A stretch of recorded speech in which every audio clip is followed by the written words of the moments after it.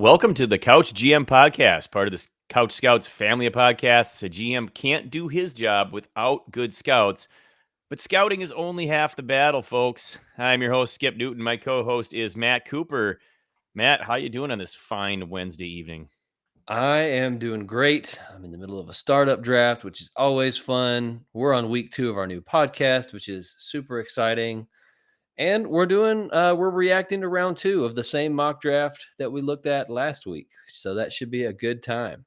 Yeah, absolutely. Yeah, you teased the topic here. We started last week reacting to the first round of a Superflex tight end premium rookie mock draft. No landing spots, no draft capital. Just based on the players' available talent. And that first round, just to remind everyone, Ashton Genty, Cam Ward, Travis Hunter, Luther Burden, Omarion Hampton, Tatoria McMillan, Emeka Egbuka, Tyler Warren, Travion Henderson, Shadir Sanders, Quinshon Judkins, and Colston Loveland to wrap up round 1.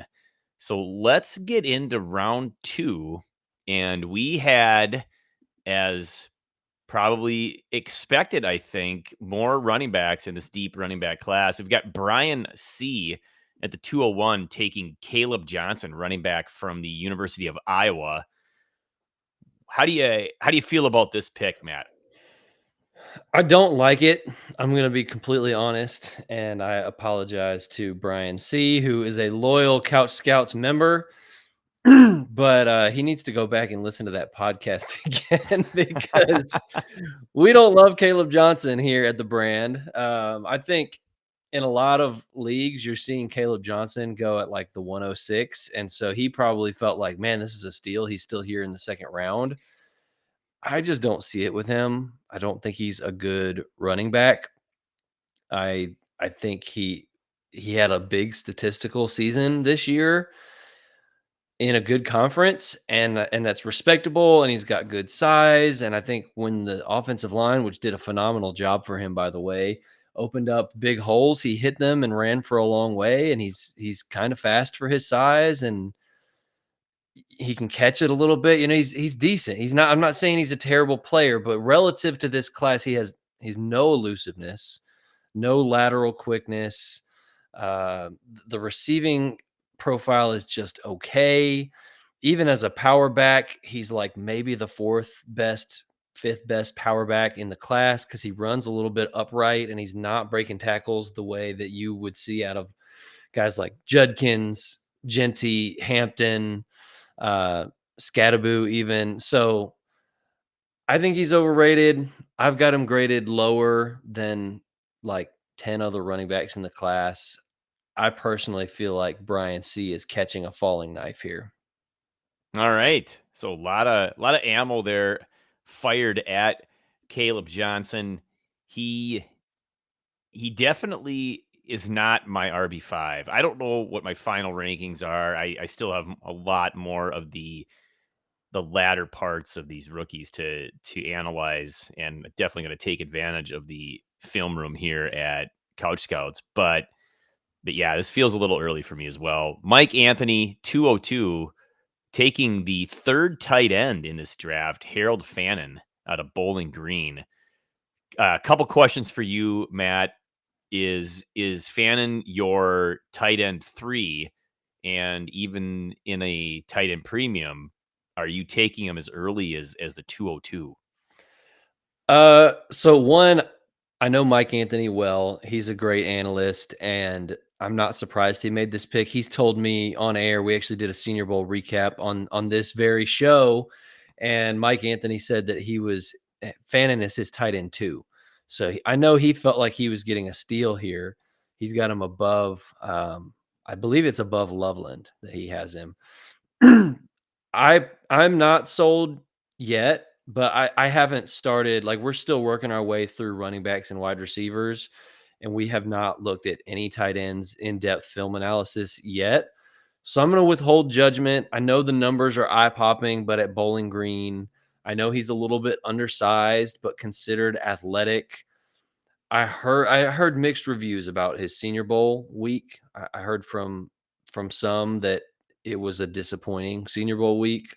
Mike was down there, and he said he felt like it was a rough day one, but then he bounced back and had a good rest of the week. So hearing different things on it, I'm not gonna hate him on this pick because it's tight end premium and he's a my guy for Mike. He compares him to Delaney Walker. Um, and he went and got his guy here. So I'm not gonna argue too bad with it. Yeah, I hear what you're saying. I know we're just a couple picks into round 2, but you said something that begs the follow-up question. Go out and get your guy.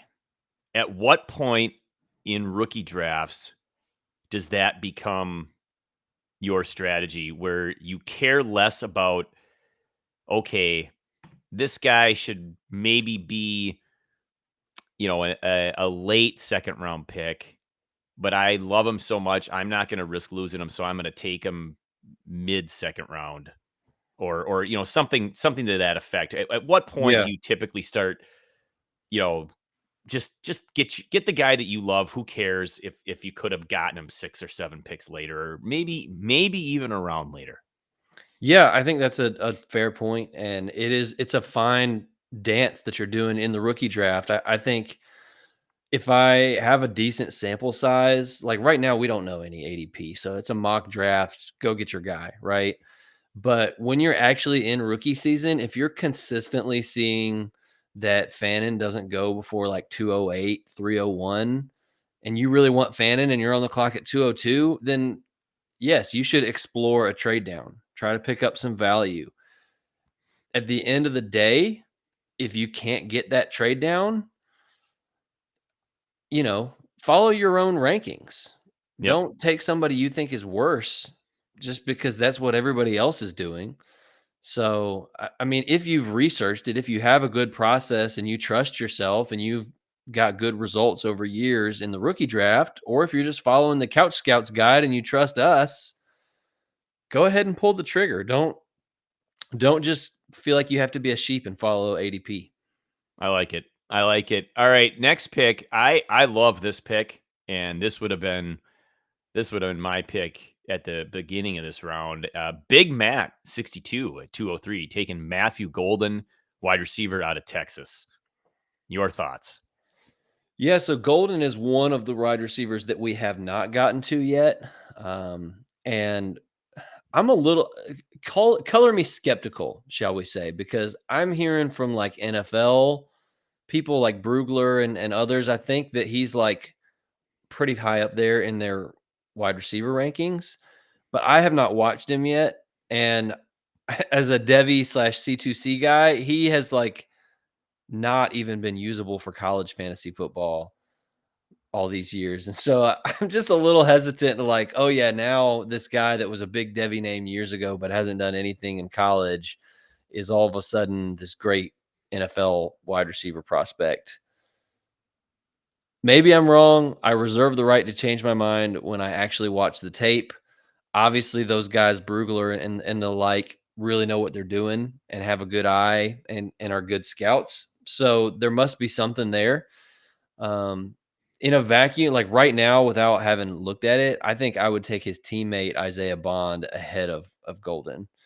And I guess we'll be talking about him soon because Bond went 2 picks later. So Yeah, he did have a what I'll call a breakout season, career high 58 receptions, almost 1,000 yards, 9 touchdowns, so scored 9 times this season. So mhm. I think I think that shows Yeah, that's a improvement. solid season. Went to the SEC, so obviously a better competition there than the Big 12 Yeah. and certainly the American I think Conference. But some all context right, there is that next Bond was hurt for a lot of the year too, but that's a respectable season. I will give him that for sure. 204, Genji. Is that Yeah, I right? think so. We'll go with Genji.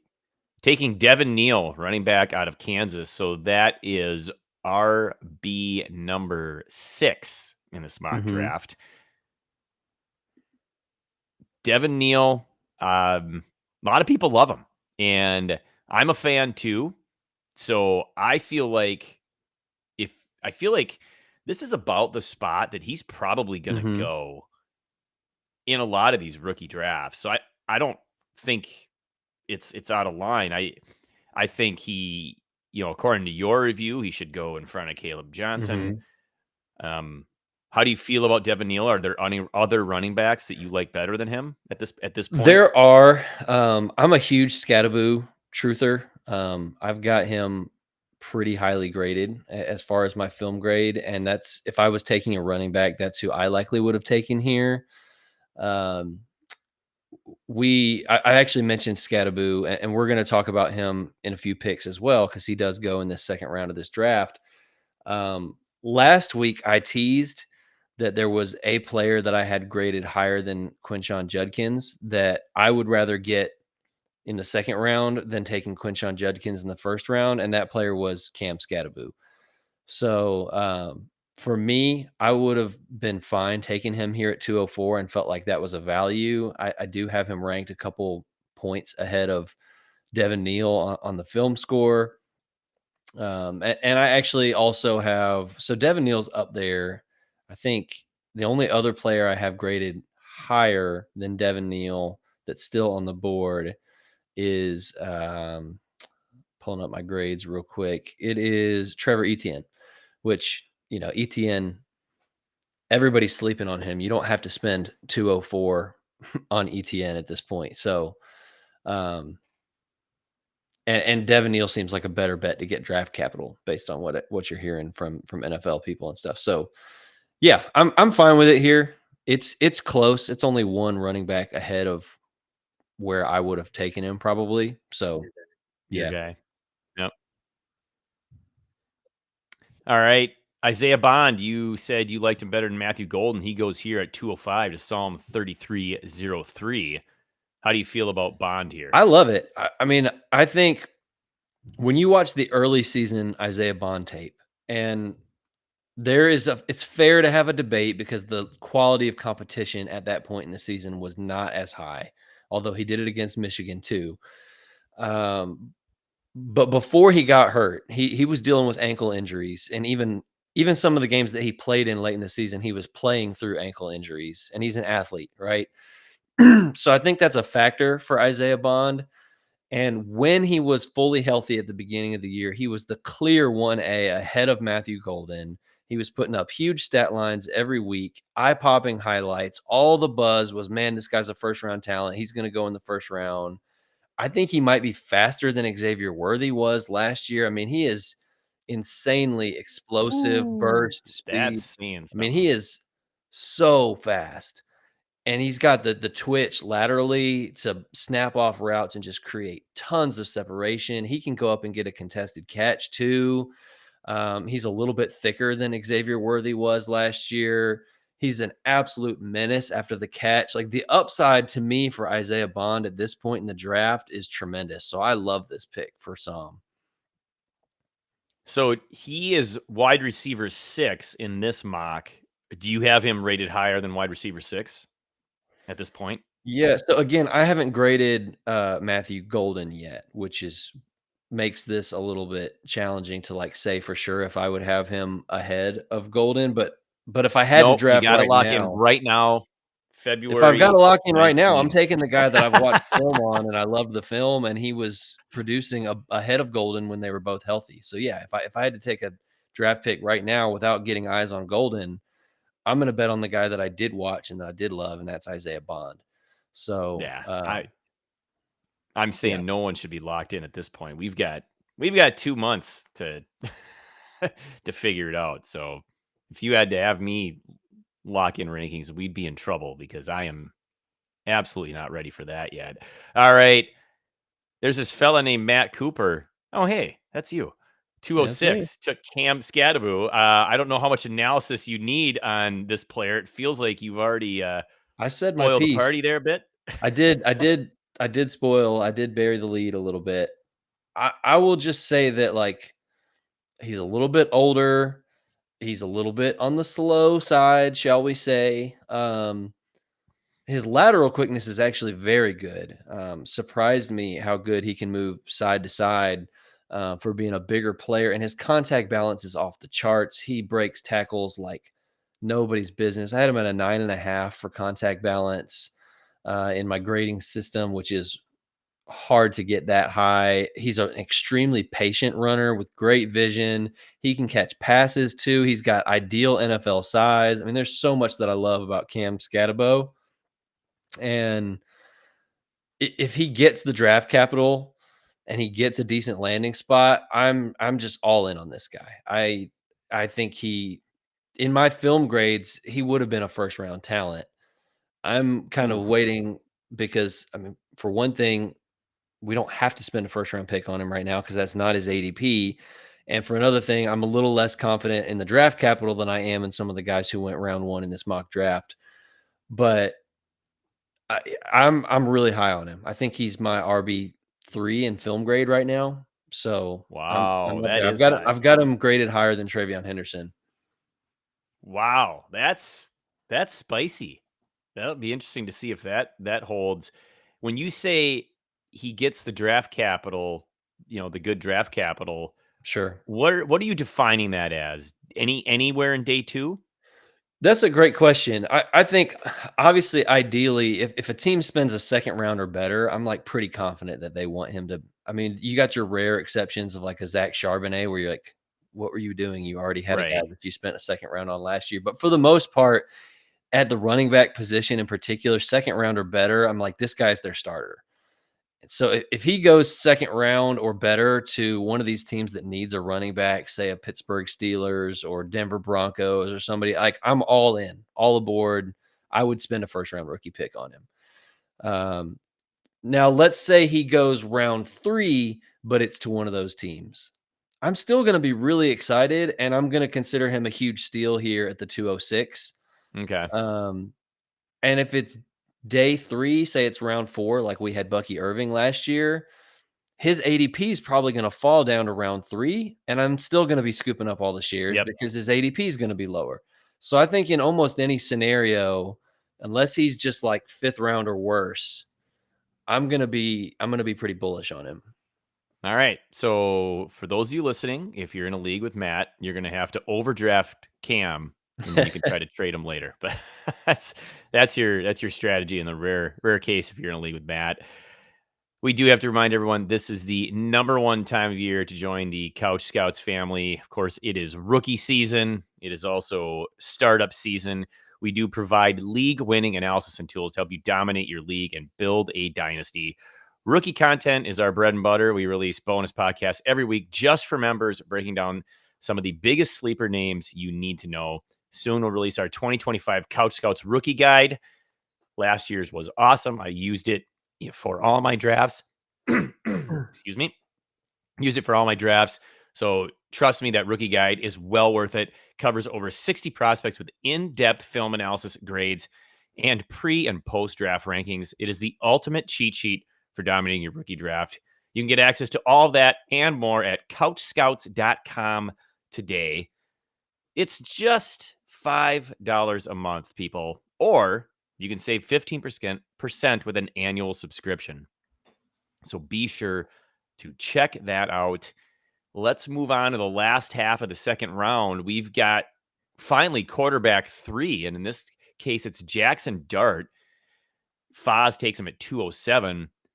I wouldn't be surprised if he is the third quarterback taken, not only in rookie drafts, but also in the actual NFL draft. Although I think the next guy on the list, Jalen Milrow, I think both of those guys could be QB3. Let's talk about them at the same time since we got two quarterbacks going back to back Mhm. here. Dart, Milrow. Do you like them in the middle of the second round? Do you think they have any reasonable chance of doing more than having a cup of coffee in the NFL? That's a great question, and I will say it's notable who took Jackson Dart, and that's Foz, our quarterback guru. And I've talked to Foz. I know that he has him ranked above Shador Sanders. He likes Dart better than Sanders, and so I think Dart is a little bit of a my guy for him. I think he was really excited to get him here. I'm curious. Now, that's not to say that I think he's like so bullish on Dart. I think relative to the draft class, right? It's a weaker draft class, so I'm curious to see what kind of draft capital Dart gets. I Yep. have not personally watched any quarterback tape yet this year as far as the all 22, but it speaks volumes to me that Foz, who has, really likes Dart. And somebody mentioned in our Discord today, I think that if he went second round to the Rams and then got to sit behind Stafford, something like that. I mean, that would be a good situation. And Dart has a little bit of rushing upside. So yeah, I like that pick here. I think um, if Foz thinks it's a good pick at 207, I'm not going to argue with him. Okay. I usually let draft capital do a lot of the telling for me at quarterback. I get I do I get too. nervous with anybody that doesn't get drafted in the first round. If you don't get drafted in the first round of the NFL draft as a quarterback, I almost will pretty much across the board I'll have 0 shares in my rookie Mm, drafts. I just the hit rate is so astronomically low that I really want very little to do with those players.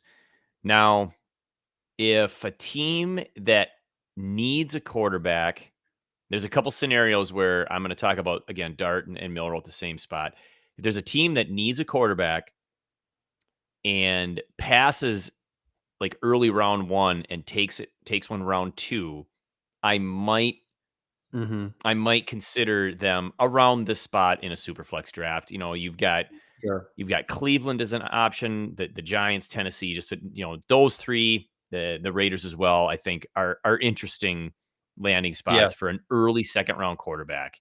The other scenario you mentioned, if said player goes, anywhere day 2 and lands in a quarterback friendly team, like you said, Mhm. the Rams, Sean McVay. then that's going to make me, kind of raise my eyebrows on draft day like, ooh, something's happening here that could mean something. Am I gonna throw a dart that way in every rookie draft and overexpose myself to that quarterback? No. But I'm definitely gonna make sure, in a couple leagues at least, let's see what happens. Maybe this works out to something again in that scenario. So those are the Mhm. 2 scenarios for a quarterback like Jackson Dart, because I think he has the potential to maybe do something. Mhm. Milrow, 208 to Slimer here. I don't think he has the accuracy I don't think he's just got based it on either. what what I've watched, and I think he's just one of those guys where he's gotten by in athleticism, and generally speaking, those guys at quarterback don't don't make it in the Mhm. NFL. You have to Curious to be an see what the accurate NFL passer. thinks of him. Curious to see what the NFL thinks of Right. him because obviously we know that the fantasy upside is there for him with the rushing, but I agree with you. I don't think he's got it. I just don't. I don't think he's a great passer, processor of the defense. Just I just don't think it's there for him. And he's a guy that maybe if he converts to tight end later on down the field, down the line, he could be kind of a beast at the tight end position or something. Um, but yeah, I mean, second round is okay. Like I agree with you. I would much prefer first round draft capital for the quarterbacks. Anything past second round, I'm really not interested at all. But round two, I think a team is like invested enough that they want to groom the guy and give him a chance at some point. That's kind of where I'm at on second round picks. I mean, you've seen like Jalen Hurts. It was great that he got the time to sit and develop behind Wentz and Yeah. eventually be the guy. Even Will Levis, who I did not believe in as a prospect at all, but he went early second round to a quarterback needy team. There's been plenty of sell windows where you could have gotten better than 207 for Will Levis. So, Yeah, I thought they were small windows, but I wasn't a Levis fan, so when I I saw wasn't him either. in the second round, I was like, "Nope, Yep. Same here. I don't I don't I don't believe in it, and it's not worth the gamble to me. I'll take someone else in the middle of the second round." Now, third round, all right, fine, but Mhm. yeah, second round, too high for me. All right. Last four, we got Dylan Sampson, running back, Tennessee. He's the 7th running back off the board. Yep, our friend Brian Tell me your Ford. thoughts on Dylan Sampson in this pick. Yeah, Yeah, our friend Brian making the Brian pick here. Ford here. I think he made a good pick here at the 209. I've got Dylan Sampson graded at a 74.83, which if that doesn't mean anything to you, that's right on the borderline between a flex option and a fantasy starter. Now, there's a lot of running backs that I have graded that way, more running backs that I have graded that way than there are good landing spots. So there's going to be somebody that I like from a film grade standpoint that just doesn't get the draft capital, doesn't get the landing spot. Sampson is a little bit on the smaller side. He's closer to 200 pounds as a running back. Really like his vision and patience. He's a super elusive back. He breaks tackles. I think he's got good burst and acceleration and some home run speed. Plays with good pad level.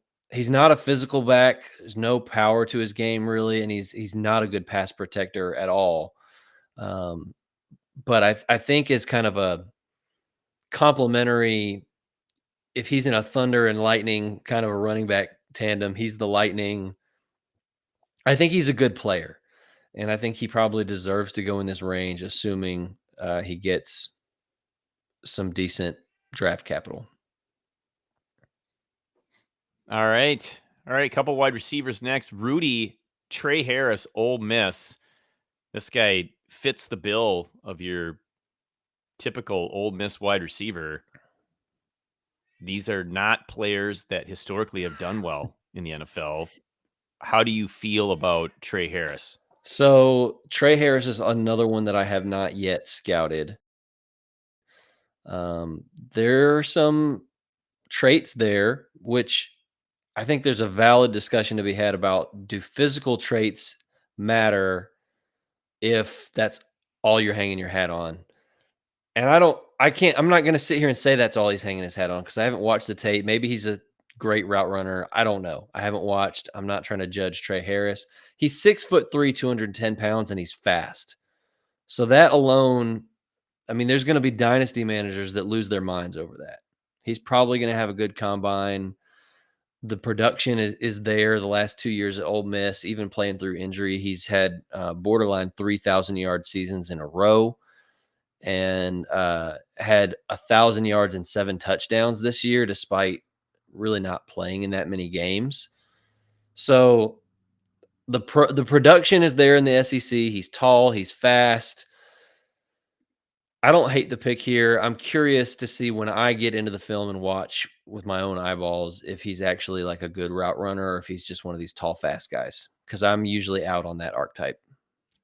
Right. And I am too. And that's what I'm nervous about. I am hearing rumblings from people that are suggesting that he's not that great of a route runner that creates separation. And I have more and more decided that I'm avoiding those types of wide receivers because they just don't seem to do much in the NFL. And that scares me. So Mm-hmm. I wonder if I'd feel that way if he was coming out of Alabama instead of Ole Miss. I shouldn't do that. I shouldn't Jersey scout, but the Ole Miss thing scares me. It just I'm jaded by it. So AJ the next Brown. guy, I mean, they got at least there's one true. to That's hit. true. That's true. That's true. I should focus on him and not all the negatives. RW40 211 Xavier Restrepo. Now he can get open Mm-hmm. out of Miami. I'm intrigued by Restrepo. Again, I need to watch more of them. Full disclosure, everybody, I have a lot of work to do when you get past the first round of rookie drafts. So there's a lot of depth that I need to review. But what Mm-hmm. I remember seeing of him this season felt like he was an interesting prospect at wide receiver, where those traits could definitely prove successful at the next level and translate. How do you feel about Xavier Restrepo? Yeah, I'm a little bit lukewarm on him. I have scouted him, and I've got him around a 73, which is squarely in the middle of a flex option, and I'm pretty comfortable with that. I mean, he reminds me a lot of like Ricky Pearsall last year. I think he's a slot player. I don't know how much upside he has, but I think in the right situation, if he can get peppered with targets, I do think he can separate. I don't think there's much at all in terms of like contested catch, physicality. He's just all right after the catch. Um, he's pretty fast. He's not like a burner, but he's not slow either. So I would say an above average athlete, but I don't know if I would call him explosive. So a little bit on the smaller side. I would say that the athletic upside just has him a little bit limited, but he's a good player. And I think in the back half of the second round, if he falls to the right situation, he can be a flex option on your fantasy team. Which honestly, if you're picking at 211 and you get a flex player, that's like pretty good, right? I mean, I'll take that at 211. If I can get a flex player on my contending dynasty team, I'm Yeah. happy with that. Yep. Absolutely. Yep. All right. Last pick, second round, Zach H. DJ Mhm. Giddens, running back out of Kansas State. And if my Minnesota math is correct, that is RB number 9 in this mock draft. So again, there's running backs we have not mentioned that I think are intriguing. It's a deep running back class. But let's talk about DJ Giddens. Have you done your film analysis of him? And if so, what do you see and do you like the pick? I have done my film analysis of him, and I thought that I was gonna like him because I've seen some things on Live Watch over the last few years that made me go like, "Oh, DJ Giddens is nice. More people should be talking about DJ Giddens," and the production's pretty good.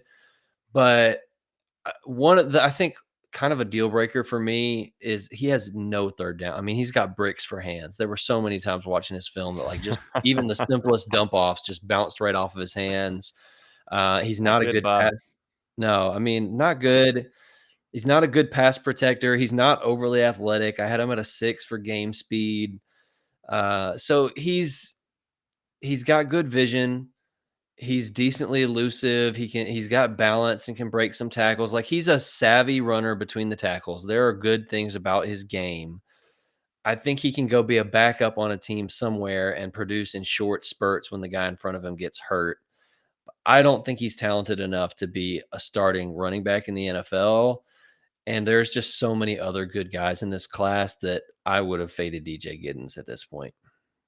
Yeah, based on your analysis there, that's what I'm thinking is that, I think there's other guys that didn't get drafted in this mock Mhm. that you can target that if they do get the chance, have a real opportunity to take Mhm. over, that spot, right? Like a Tyrone Tracy where, oh, he got the opportunity. Yep, he looked really good. And he looks like they might not replace him for a couple seasons. I could see that happening with some other guys. I don't know about DJ Giddens. I mean, your description of him made me like, ooh, that's Yeah, not good. and, other people might like him more than I do. That's just what I saw when I was watching the tape. I mean, Trevor Etienne, I would definitely have taken ahead of Yeah. DJ Giddens. RJ Harvey, I would have taken ahead of DJ Giddens. Woody Marks, I would have taken ahead. And then there's some other guys I haven't even watched yet. Damian Martinez, I kind of think I'm probably going to like him better than DJ Giddens, but we'll see. Jordan James, I haven't watched yet. So there's some intriguing guys that I haven't scouted. Ollie Gordon, even like I'm not the biggest Ollie Gordon guy, but I He wouldn't. probably won't be one of them for me. Yeah, I mean, we'll see. I haven't watched that tape, but um, he might be higher than DJ Giddens. So just in this class, as loaded as it is, there's just other guys I would have personally prioritized ahead of him. All right. Matt Cooper is not giddy for DJ Giddens. And that is it for the round 2 mock analysis. Thank you so much for listening, everyone.